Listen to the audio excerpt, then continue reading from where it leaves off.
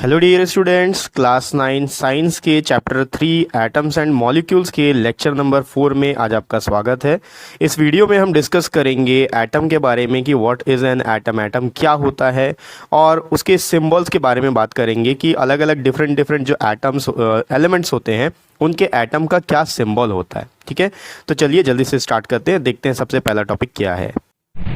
Okay, तो देखिए सबसे पहले हम आप तो जानते ही एटम क्या होता है, what is an atom. Atom के बारे में मैंने आपको एकदम शॉर्ट में समझाया था, एकदम सिंपल लैंग्वेज में इस चैप्टर के सबसे पहले वीडियो में, लेक्चर नंबर 1 में। अगर आपने वो वीडियो नहीं देखा है तो मैं रिकमेंड करूँगा कि आप वो वीडियो ज़रूर देखिए, क्योंकि यहाँ तो आपको डेफिनेशंस दिया हुआ है और मैंने जो समझाया था आपको एकदम सिंपल वर्ड्स में समझाया था। ठीक है, उसका जो चैप्टर का लिंक है, प्लेलिस्ट का लिंक आपको डिस्क्रिप्शन बॉक्स में मिलेगा, आप जाके उसका पहला लेक्चर देख लीजिए। चलिए अपन स्टार्ट करते हैं। देखो एटम क्या होता है, सबसे पहला पॉइंट दिया है, atoms are building blocks of all matters. जितने भी मैटर होते हैं दुनिया में, उनका जो बिल्डिंग ब्लॉक्स होता है, जो सबसे छोटा छोटा चीज़ होता है जिससे मिलके बड़ा चीज़ बन रहा हो, उसको हम लोग एटम बोलते हैं। ठीक है, एक एग्जाम्पल अगर मैं आपको दूँ तो आप समझ लीजिए जैसे कि आपका बिल्डिंग है, आपका घर है। अब अगर वो घर बना है तो घर में दीवार है। ठीक है, अब वो दीवार किससे बना होगा? ईंट से बना होगा। ईंट किससे बना हुआ है? ईंट बना हुआ है मट्टी से। अब मट्टी के छोटे छोटे पार्टिकल्स होते हैं, तो अब वो छोटे छोटे पार्टिकल्स मिल के आपका पूरा बिल्डिंग बना हुआ है। तो जो मैटर होता है, मैटर का जो सबसे स्मॉलेस्ट पार्टिकल होता है, उसको हम लोग एटम बोलते हैं। सेकेंड पॉइंट में बोला है, according to modern atomic theory an atom is the smallest particle of an element which take part in chemical reaction. तो देखो किसी भी केमिकल रिएक्शन में जो एलिमेंट का सबसे स्मॉलेस्ट पार्टिकल होता है, जो उस रिएक्शन में पार्टिसिपेट कर रहा होता है, उसे हम एटम बोलते हैं अकॉर्डिंग टू मॉडर्न थ्योरी। ठीक है, मॉडर्न एटॉमिक थ्योरी।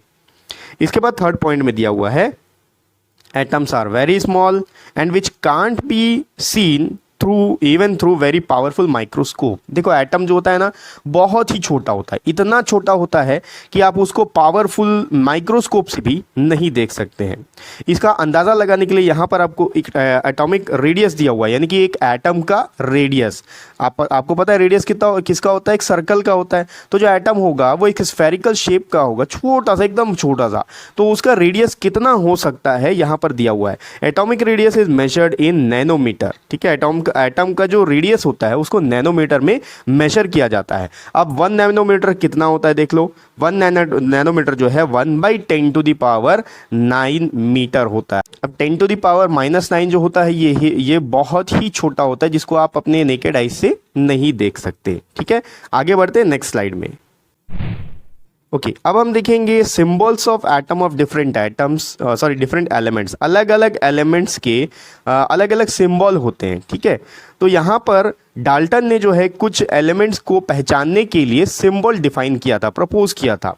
जैसे कि आप देख सकते हो, हाइड्रोजन के लिए एक सर्कल बना हुआ है, उसके अंदर एक छोटा सा बिंदु बना हुआ है। फॉस्फोरस के लिए यहाँ पर एक सर्कल है, सर्कल के अंदर में 3 लाइन बने हुए हैं। कॉपर के लिए एक सर्कल के अंदर C है, गोल्ड के अंदर G बना हुआ है और आजू बाजू डॉट बने हुए हैं। कार्बन में एक सर्कल है, वो भी शेड किया हुआ। सल्फर के लिए यहाँ पर 2 लाइन बने हुए, जो एक दूसरे के परपेंडिकुलर हैं। और लेड के लिए सर्कल के अंदर L लिखा हुआ है, प्लेटिना के लिए सर्कल के अंदर P लिखा हुआ है। ऑक्सीजन केवल सर्कल है, खाली सर्कल है।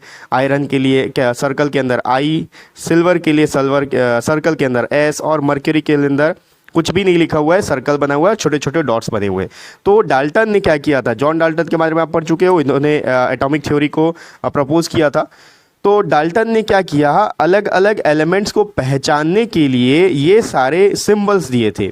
तो बहुत सारे साइंटिस्ट जब बैठे और डिस्कस किया उन्हें कि अगर हमें कोई रिएक्शन करवाना हो, कुछ लिख के दिखाना हो, तो ये पॉसिबल नहीं है कि अलग अलग एलिमेंट्स के इन सिंबल्स को हम याद कर सके। तो इसका एक सोल्यूशन निकाला गया, और सोल्यूशन क्या है वो अपन नेक्स्ट स्लाइड में देखते हैं। तो देखिए सोल्यूशन क्या था। जितने भी एलिमेंट्स होते हैं उन एलिमेंट्स के कुछ लेटर्स को लेकर ही उनको रिप्रेजेंट किया जा सके, ऐसा उन्होंने सोचा। तो यहाँ पर देखिए क्या लिखा हुआ है, the first letter of a symbol is always written as capital letter. जो भी एलिमेंट है उसका जो सिंबल बनाया जाएगा, उस सिंबल का जो पहला लेटर होगा वो कैपिटल लेटर होगा, and the second letter as a small letter, और जो सेकेंड लेटर होगा वो स्मॉल लेटर में होगा। फॉर एग्जाम्पल यहाँ पर दिया हुआ है, देखो एग्जाम्पल, हाइड्रोजन के लिए आप कैपिटल H यूज़ करते हैं, एल्यूमिनियम के लिए कैपिटल A और स्मॉल l यूज़ करते हैं, पहला लेटर कैपिटल दूसरा लेटर स्मॉल। और कोबाल्ट के लिए भी देखिए पहला लेटर C जो है वो कैपिटल है और दूसरा लेटर O है जो कि स्मॉल है।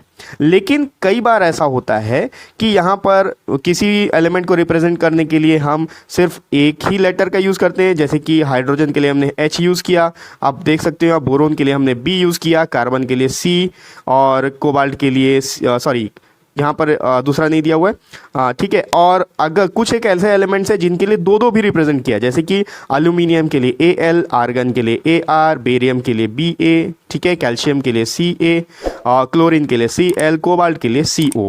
तो कई बार क्या होता है कि बहुत सारे ऐसे एलिमेंट हैं जिनका जो पहला लेटर होता है वो सेम होता है, तो उस समय कन्फ्यूजन हो सकता है कि आप कौन से एलिमेंट की बात कर रहे हैं। जैसे कि एग्जांपल में बोलूँ तो हाइड्रोजन H से शुरू होता है और हीलियम भी H से शुरू होता है, तो अगर आप केवल H लिख देंगे तो कन्फ्यूजन होगा कि हाइड्रोजन है या हीलियम है। तो उसके लिए, उस प्रॉब्लम को सॉल्व करने के लिए क्या किया गया कि कुछ एक ऐसे एलिमेंट हैं जिनके लिए पहले दो लेटर का इस्तेमाल किया उनके सिंबल बनाने के लिए, ताकि उनको रिप्रेजेंट किया जा सके। जैसे कि हीलियम है, अब हीलियम को H नहीं लिख सकते क्योंकि H किसके लिए यूज़ किया है, हाइड्रोजन के लिए, तो हीलियम के लिए He यूज़ किया जाता है, ठीक है। चलिए आगे बढ़ते हैं और भी कुछ देखते हैं। देखिए यहाँ पर भी आप देख सकते हो लास्ट के जो तीन हैं, कार्बन, क्लोरीन, कोबाल्ट, ये तीनों के तीनों C से शुरू होते हैं।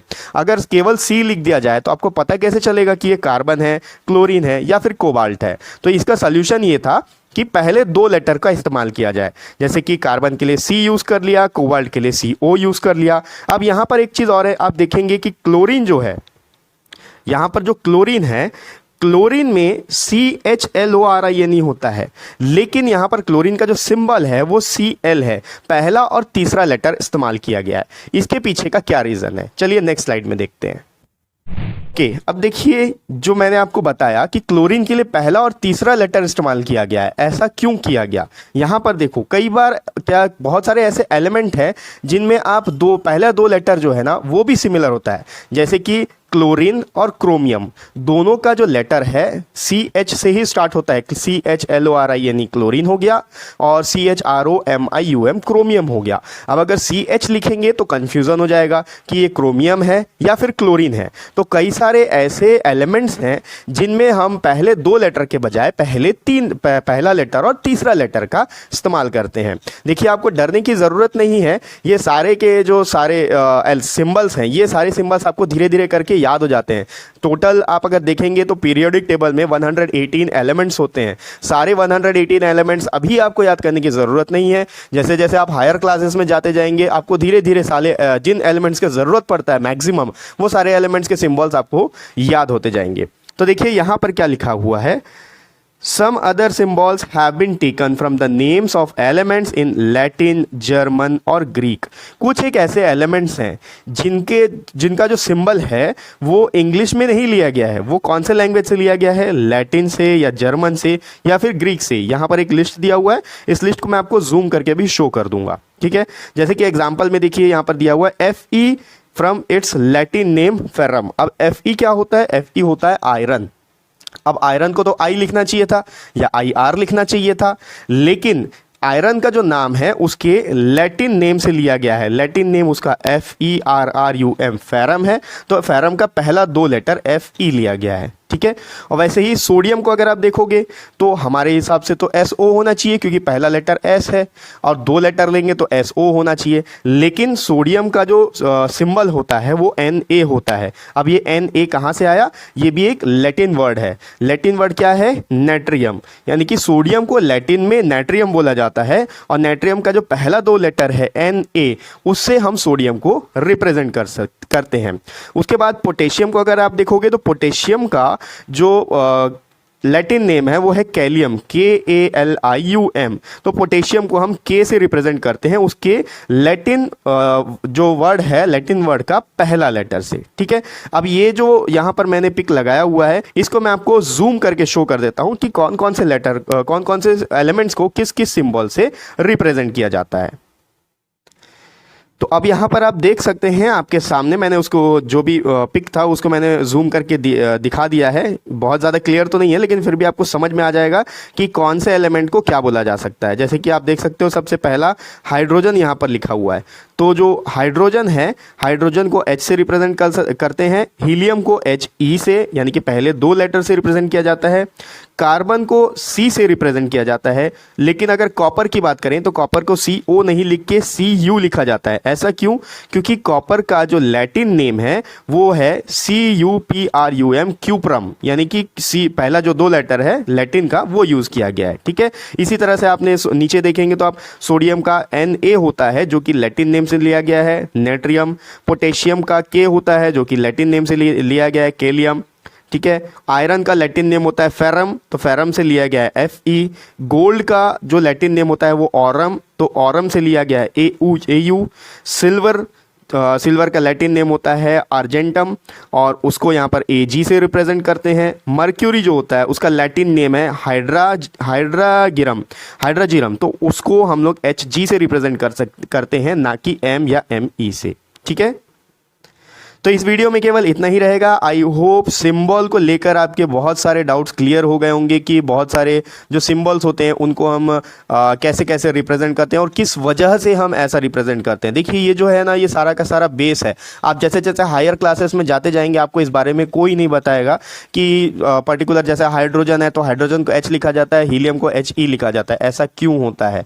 आयरन अगर IRON होता है तो उसको हम I से क्यों नहीं रिप्रेजेंट करते हैं?